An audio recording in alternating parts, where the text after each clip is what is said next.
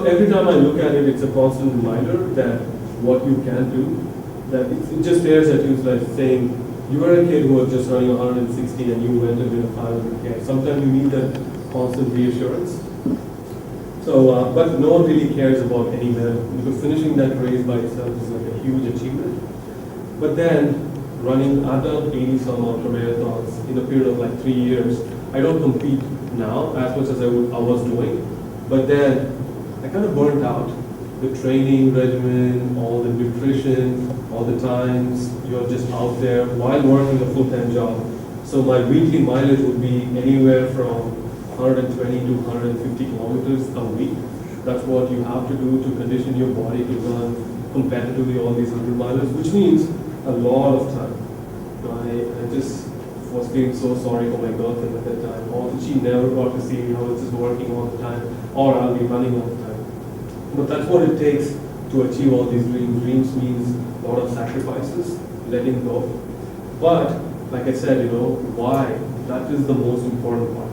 When I was running the 500 kilometers, there were so many times I came to a close call to pull the plug. I'm like, this is it. This is the most craziest thing. All it takes to put an end to all that suffering was one phone call. I just need to pick up the phone and say, I'm done. A car will come and pick me up. I'm done with that race. But with all the temptation staring at me, I didn't do it because the goal for that run was to raise enough money to build a drinking water well in Africa. So now I grew up in poor conditions, so I know how difficult it was to get one glass of clean water. And here there are kids not going to school, instead they are walking several kilometers just to get dirty water, and they were dying of it. So my friend and I had a humble goal of raising $5,000 for this run. And because of pushing your absolute limit, after 6 days, we ended up raising $12,000 and we ended up building 2 drinking water. So when I was going through that conditions, in that heat, but I was having no water and going through all that pain, I was just thinking, why am I doing this? I may be suffering now, but I have clean water and everything, but somewhere in some part of the world, there are kids struggling for no water. So this struggle and this misery that I'm going through is not all meaningless. It's going to help someone somewhere. And after that, with all that running, I kind of burnt out myself, and I started doing a lot of adventure runs. So it's more called as a journey run. You just travel, but my travel is unlike any other travel. I completely travel human powered from one place to another.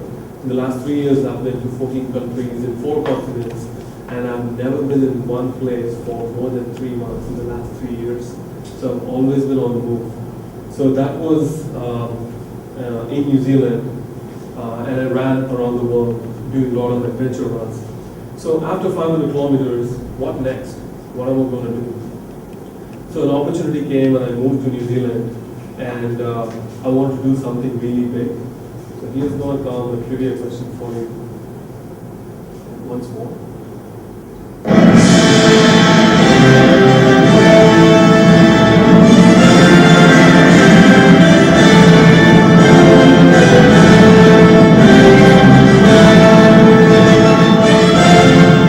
How many of you can tell me which movie is that? Lord of the Rings. Good job. Same thing. Oh, Elohim. Sorry, I thought it was something else. Usually you say Lord, yeah, good job too. So I really love New Zealand ever since I saw that movie back in 2001. I wanted to make that my home. I wanted to live there, see that country and explore. So when I saw that, when I got that opportunity to move there, I decided to go to New Zealand. And there's a trail called Te Araroa. It's called the Long Pathway in the Maori language. So I decided to run the length of New Zealand.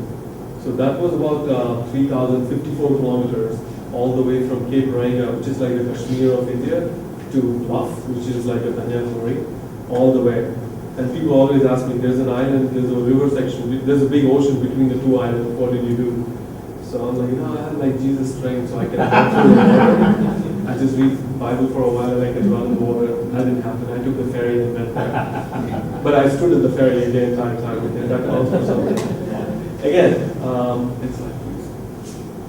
I went there, so that's Cape Reinga, the northernmost point of New Zealand. That's it. After that, there's no land. If you just jump and swim, Maybe if you go northwest, you can go to Australia up to miles and miles. So I went there, that's the lighthouse, and kept going all the way. And trying difficult things, right? Undoubtedly means something, lot of setbacks. So people expect, when they're doing something that they have never done before or something really hard, it's unusual. They just expect everything to go well, but it's not. You're trying to do something totally different and something that you've never done before. Expecting everything to go smooth is unrealistic. It's impossible. And there's going to be a lot of setbacks, but people don't realize it. So obviously that adventure, I had a lot of setbacks. Setbacks such as a broken foot. With 200 kilometers to go, I was running on this ridge line on the mountain, and I got blown away by this crazy wind, about 222 kilometers per hour wind, completely exposed on the ridge line. For a brief moment in my life, like a hurricane just took me off, and I landed pretty hard on my feet. I was like airborne for 3 seconds, and I just landed pretty badly on my feet. And you can see a clear break of my second metatarsal. So I'm US 14 on one feet and 13 on the other feet now because of the break. But I kept going. I had 200 more kilometers to go, and the finish line was so close. This is a 3,000 kilometer adventure and 2,800 down. And at that point of time, I don't know what happened. My foot is swollen, and I had this inflammation, and I'm trying to keep it low by eating a lot of painkillers and kept going. But I told myself, if there is a point in my life during that adventure that even if I can't even walk 5 kilometers, that's when I'm going to pull the plug. Otherwise, we hear this quote, right? If you can't run, you walk. If you can't walk, you're going to crawl. And that's when you have to pull the plug. So I thought, okay, I'm going to follow that. I'm going to keep walking. If I can't run, I'm going to do it. And then on that picture, you can see me that's still like a sock I was wearing. So I was in excruciating pain. So whenever I find some snowy sections, I'll sit there, take all the snow I can find, put it under my sock to keep the inflammation down. The ice really helps, as you know, ice bath really helps after a long run. And just 2 days after starting my adventure, I was going through this gorge, which is a part of the trail, and out of nowhere, a flash flood came and just took me out. It's just like this into the wild experience. 1 second you're walking on a nice, clear bed stream, and the next minute the water has reached your hip level, and there's a big confluence. This river is going to merge into another river, and I'm like, what am I going to do? But you do what you can because you are in the middle of nowhere.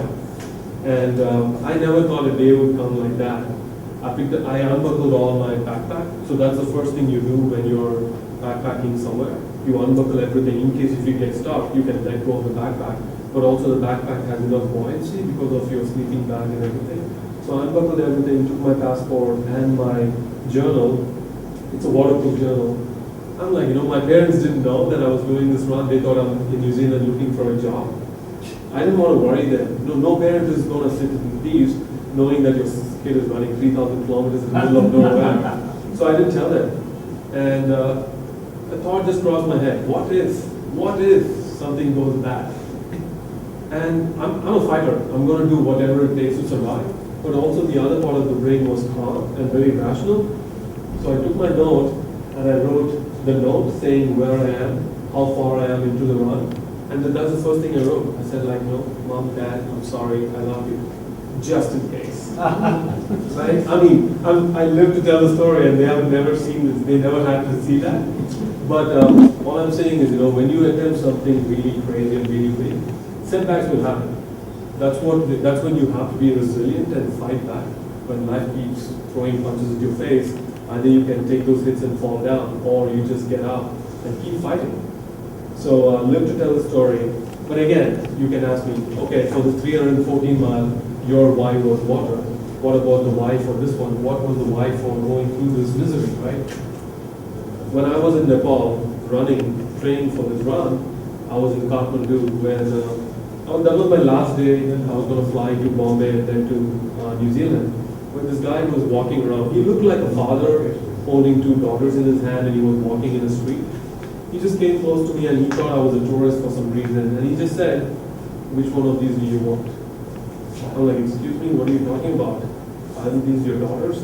No, but whichever one you want, you can have them. Don't worry about the cops or anything. I know all of them. but whichever one you want. But if you want both, that's okay with me too. And he started negotiating a price. So sex trafficking was going on right under my eyes. So who I thought was a dad was actually a pimp who turns out to be selling these teenage girls literally to anyone. So it's like for sale, selling a product, right? When you go to teenager, people run to you saying, sir, buy this. That's exactly what he was doing. So I was filled with that outrage and I wanted to do something about it. Fighting him was not going to help because if he's doing it in broad daylight, he has connections there. But what can we do about it? I've heard about human slavery, but my heart broke in a million pieces when I saw those young girls and they have no choice and they were stuck with this guy. So that became a cause from then on. And my New Zealand run entirely became a fundraising for these people. But a lot of people don't know that it's 21st century and modern day slavery exists. There are no people walking around in chains, but the chain is here. And started raising awareness. And the money we raised was going to rescue them, rehabilitate them, and also give them a good life so that their dignity is restored and they can live a normal life like everyone else.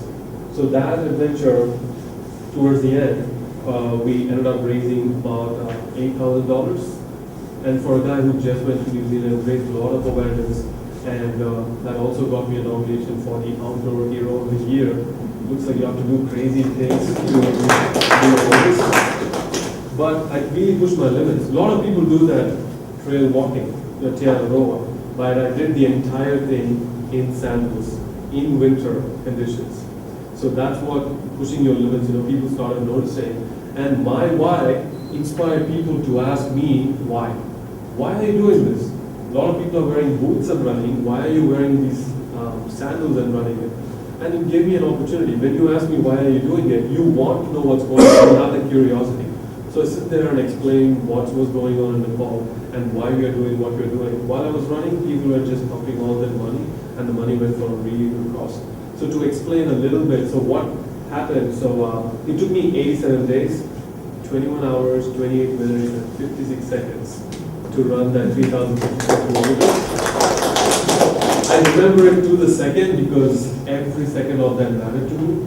I remember every one of those seconds that I spent out there. Because I was living my life out there, exploring the beautiful outdoors, but also I had a beautiful cause that I was fighting for. So I have a cool 7-minute clip. But these 87 days is connected to that 7-minute clip. If you just play that YouTube. You can turn on the lights, please.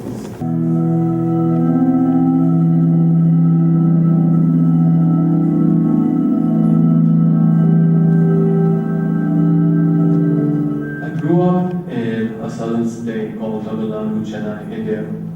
Belonged to a very lower middle class family. I would say it's a very tough childhood growing up. And looking at everything what I've done now, it just felt so unreal and ludicrous for anyone who's seeing me right now.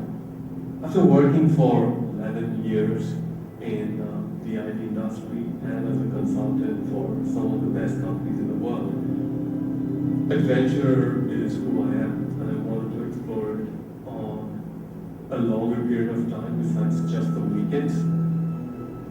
It's such a liberating feeling, it's such a primal feeling, especially trail running compared to road running. You just pick up a water bottle, just put on your sandals, and you just take off. And there's miles and miles of great trails that you can run forever and ever. It's such a meditative feeling where you get to push your limits and explore the outdoors at the same time.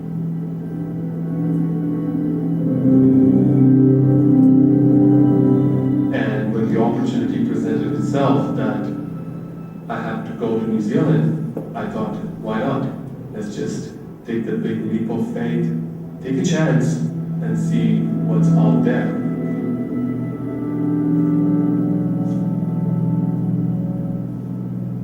So Te Aroa is a long distance trail. For contrast, it's just like a PCT or the Appalachian Trail in the US. So it's a trail that runs the length of New Zealand from Cape Reinga to Bluff. It's about a 3,000 kilometer trail that goes through some of the roads, river sections, stream crossings, some alpine sections, even through some private dairy farms and farmlands. whether you can or you can't, you have to give it a try. And a challenge cannot be a real challenge unless there's a possibility of failure. So I decided to do the entire tail row, complete the entire tail row in sandals. And I was going to figure out if I was going to do it or not. And that itself became a challenge for me.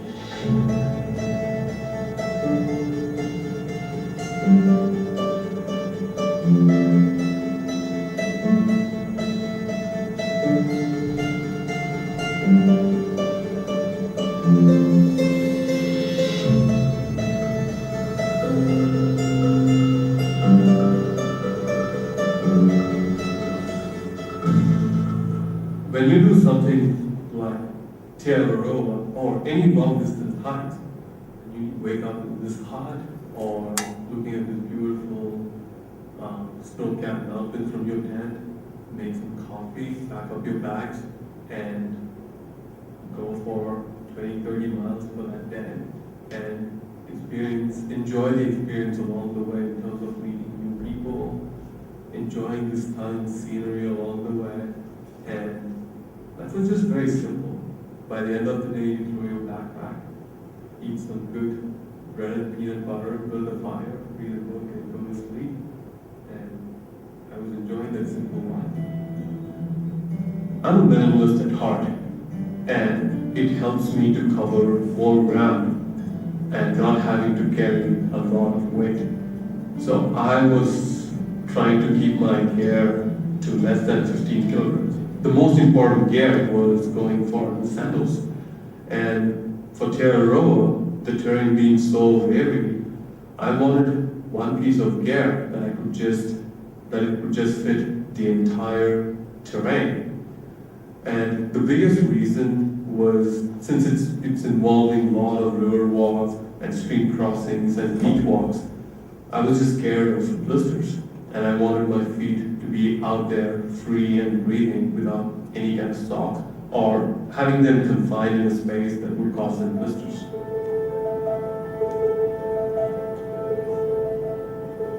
I've never done anything of this magnitude, and it was pretty scary.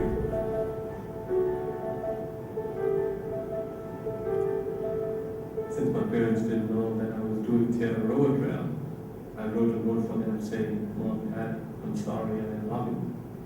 As soon as I wrote the note, I was getting ready to get out of that situation.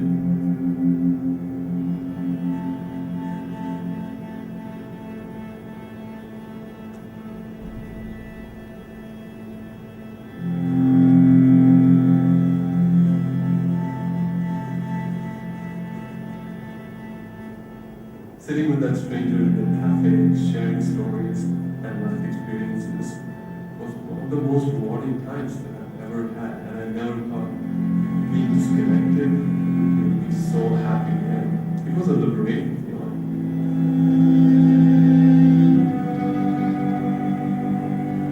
The most rewarding part is the jaw-dropping scenery when you get to any of those mountains.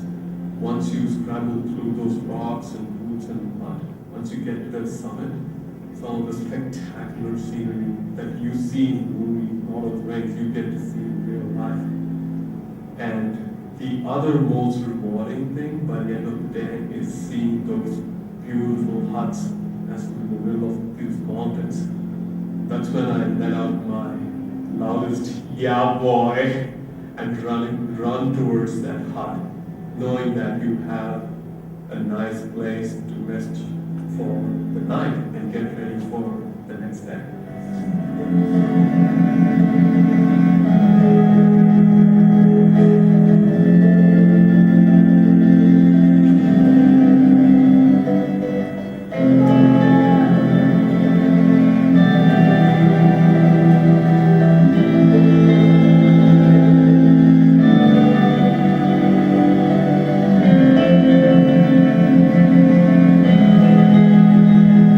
The biggest lesson that I learned during the trip was to help each other, no matter who they are, what they are, what kind of situation they are in, or how they look, without any kind of prejudice.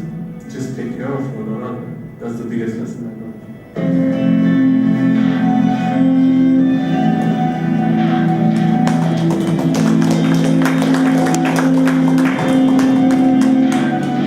How do you like it?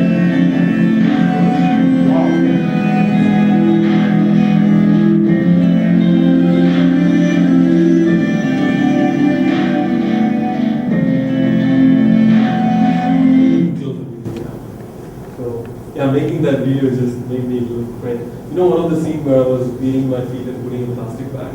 So out of nowhere, a snowstorm rolled in, and there were a bunch of mountaineers who were coming from the other side, completely dressed up in their boots and gaiters and axe and everything. And I was there in my just running pants and sandals. And that was one time when I thought I was going to lose my toes. It was so scary. So I was there because of wearing these sandals, and it accumulates all the snow underneath, so it makes it super slippery, almost becomes like skating shoes. So I would stop every time I would find a rock, hit it, take all that ice out. And at one point I couldn't do it, so I took a plastic bag. I had all these breads in that bag, so I emptied all the bread in my bag, put that thing on my shoes, just to keep it from getting wet, so that I can continue that run. Just to show that it was a real challenge. I was telling that, right? My good friend, I call him my American dad, he always says a challenge can be a real challenge unless there's a possibility of failure. Why do you call something as a challenge when you need to have the failure aspect, right? Otherwise, it's not a challenge. It's a challenge because you're doing something that you've never done before, and the problem with your failure is also there. Only when it is there, it becomes a challenge. That's when you overcome that failure. And there was a huge chance of a lot of crazy things to happen.